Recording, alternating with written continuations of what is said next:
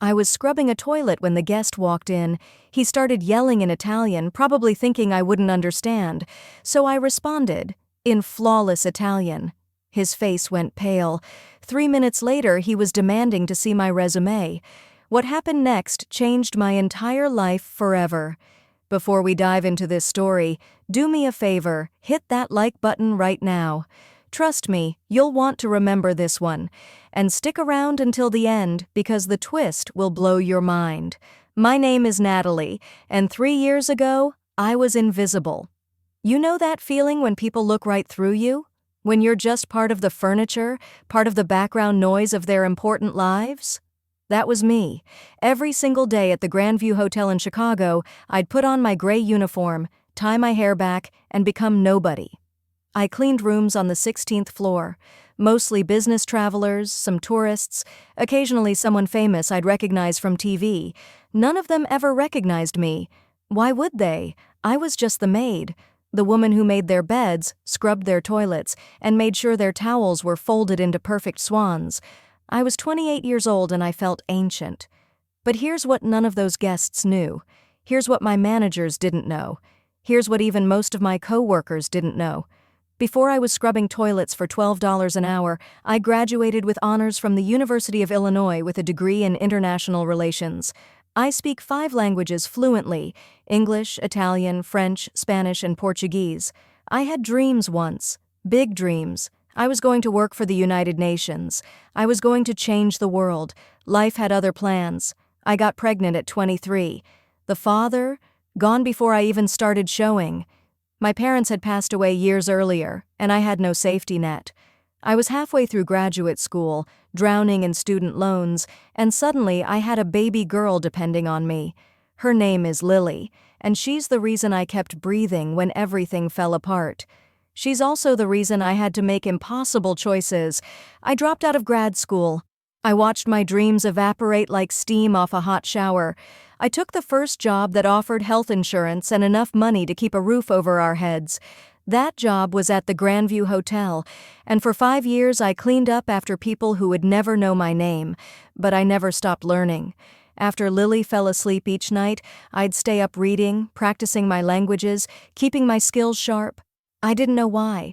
Maybe it was pride, maybe it was hope, maybe I just couldn't let go of the person I used to be, the person I thought I'd become. Then came that Tuesday morning in October. The morning everything changed. I was assigned to the presidential suite on the 20th floor. This wasn't unusual. I was one of the more experienced staff members, and they trusted me with the VIP guests. The suite was occupied by Giovanni Castello, an Italian fashion mogul whose company was all over the business news. I'd never heard of him, but my supervisor made it very clear he was important, very demanding, and very particular about cleanliness. I'd been working on his bathroom for about an hour. The marble needed special attention, and I was on my hands and knees, scrubbing grout lines with a toothbrush, when I heard the suite door open. My heart sank. Guests weren't supposed to be back yet. I'd specifically been told he had meetings until 3. I heard footsteps, then a voice speaking rapid Italian on the phone. Angry Italian. I understood every word, but I kept my head down, kept scrubbing, hoping he wouldn't notice me, hoping I could just finish and slip out quietly. Then he appeared in the bathroom doorway. Giovanni Castello was tall, maybe early 50s, with gray streaking through his dark hair. Expensive suit. Expensive watch. The kind of man who'd never scrubbed anything in his life. He glanced at me the way you'd glance at a piece of furniture, then continued his phone conversation. But his tone shifted. Got nastier. Aspetta un momento, he said into the phone. Wait a moment. Then he looked directly at me and started speaking. In Italian. Fast, angry Italian. He complained about American hotels, about American service, about how nobody here understood quality or attention to detail. He said Americans were lazy, uncultured, unsophisticated. He gestured at the bathroom, at me, saying he'd been staying here for 4 days and the cleaning was barely adequate. He said I probably couldn't understand a word he was saying, which made it even more pathetic that this was the best America could offer. Something inside me snapped. I stood up, looked him directly in the eye, and in perfect formal Italian, the kind you learn in advanced university courses, not the kind you pick up from tourist phrasebooks, I responded, "Sir, with all due respect, I've been cleaning your suite for 2 hours. The marble you're standing on has been hand-polished. The towels have been replaced twice daily, per your request. Every surface has been sanitized to hotel standards. If my work doesn't meet your expectations, I apologize. But I understand every word you've said, and I assure you, American workers are neither lazy nor uncultured. We simply don't appreciate being insulted in any language." The phone slipped slightly in his hand. His eyes went wide. The person on the other end was saying something, but he wasn't listening anymore. He was staring at me like I'd just appeared out of thin air. "You speak Italian?" he said. Still in Italian, but quieter now, almost stunned. "Yes," I said.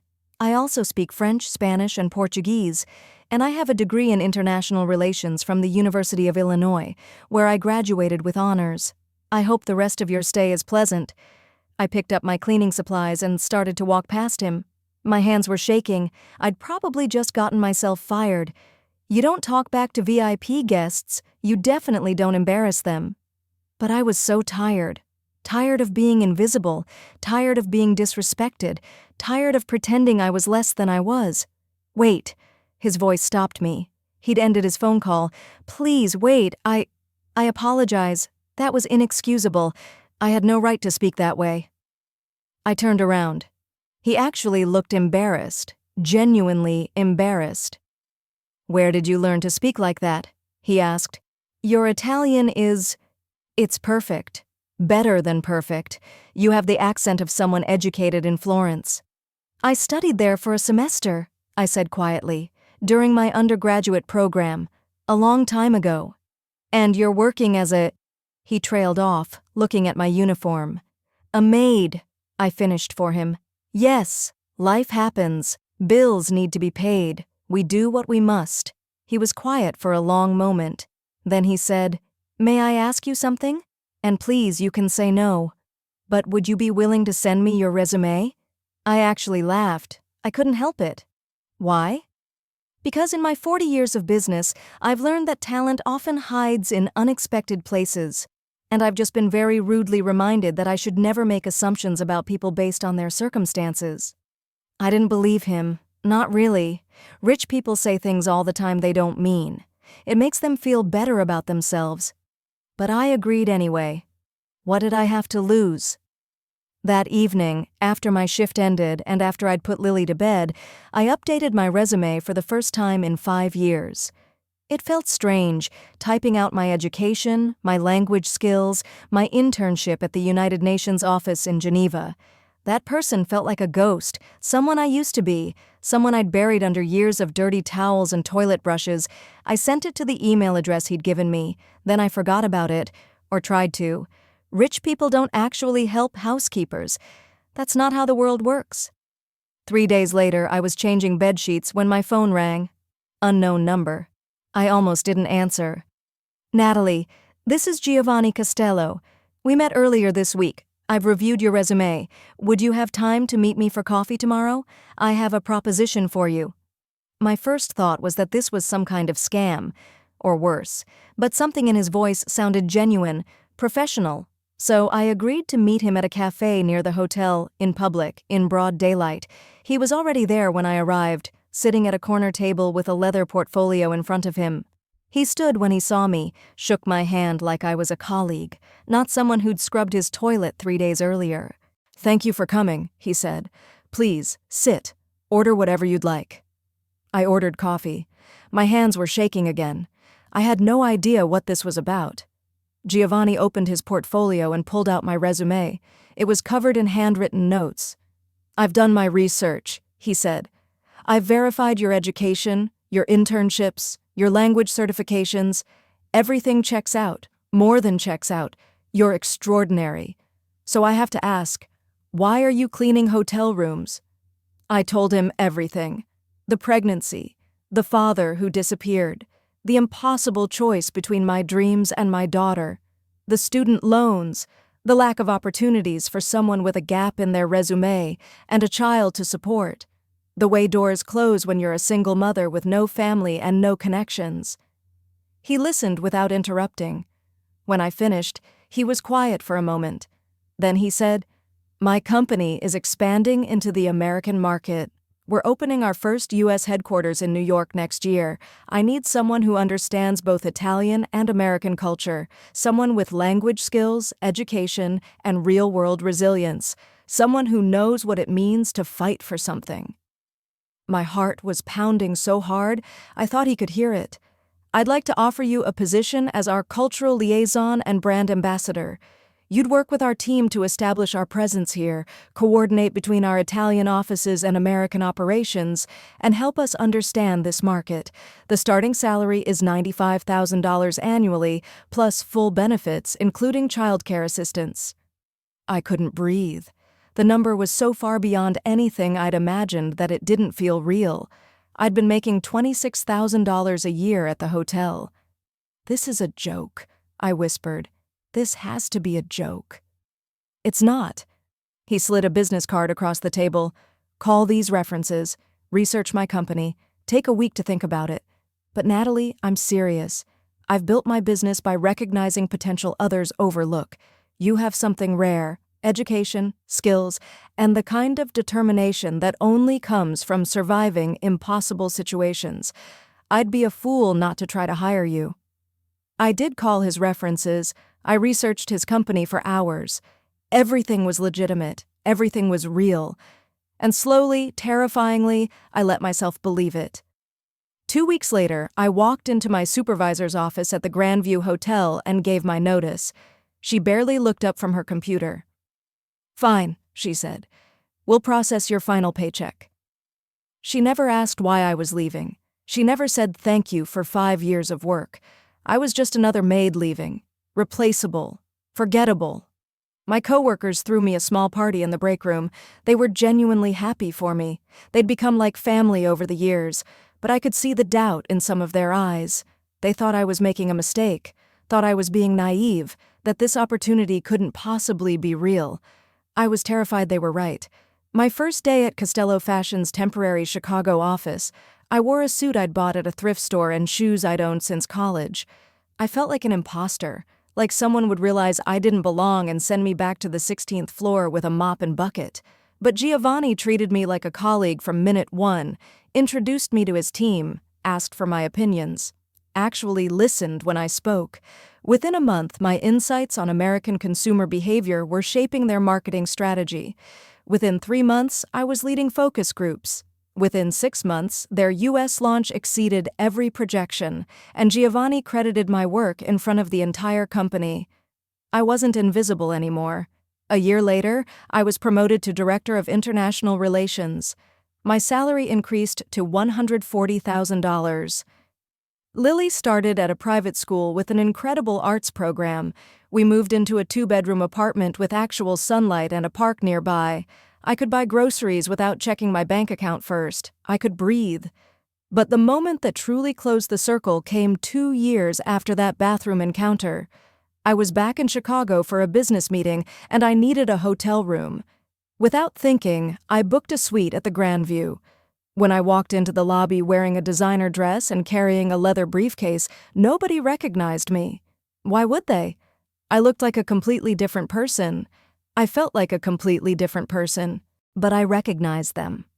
I saw Carmen at the front desk, who used to share her lunch with me when I couldn't afford to buy my own.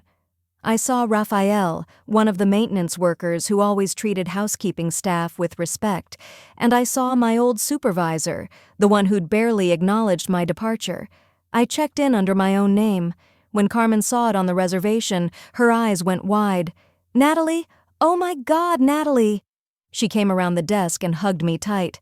"Look at you! We heard you got some fancy job, but girl, look at you!" Other former co-workers appeared. There were tears and laughter and congratulations. They were so genuinely happy for me, it made my chest ache. These were people who understood where I'd come from, who knew what it meant to be invisible. My old supervisor approached cautiously. "I remember you," she said. "You used to work housekeeping." "Yes," I said. "I did." "And now you're—" She glanced at my clothes, my briefcase. "A guest," I finished. "Here for business meetings. I work in international fashion." She nodded slowly, and I saw something flicker across her face. Not quite regret, but maybe recognition. Recognition that she'd overlooked someone, that she'd treated someone as invisible who wasn't invisible at all. That night, I stood in my suite, a suite almost identical to Giovanni's from 3 years earlier, and I thought about that morning, that moment when I stopped being invisible, when I decided I'd rather risk getting fired than accept disrespect for one more second. The truth is, Giovanni didn't save me. The opportunity he offered was real and generous, but I'd been saving myself for years. Every night I stayed up studying after Lily went to sleep. Every language lesson I practiced alone in my tiny apartment. Every time I chose to maintain my skills and education even when it seemed pointless. I'd been preparing without knowing what I was preparing for. Giovanni saw me because I was ready to be seen. Because when the moment came, I had something to show him. Not just languages, but dignity. Not just education, but resilience. I now mentor young women from difficult circumstances. Women working jobs that make them feel invisible. Women who've had to pause their dreams to survive. I tell them Natalie's story, my story, and I tell them this: your current situation is not your final destination. The work you do when nobody's watching, that's what prepares you for the moment when somebody is watching. Keep learning, keep growing, keep believing you're worth more than the world tells you you're worth. Because someday, someone will walk into your life and ask a question that could change everything. And when they do, you need to be ready to answer. Your breakthrough might be closer than you think. Mine was hiding in a bathroom I was scrubbing on a Tuesday morning. I just had to be brave enough to speak up. Natalie's story proves that you never know when your moment will come. That's why you can't stop preparing.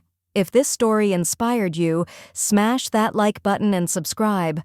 I share real stories about real people who refuse to give up. Drop a comment telling me, what skill are you learning right now that could change your life? And remember, someone is always watching, even when you think you're invisible. Your breakthrough might be closer than you think. The question is, will you be ready when it arrives?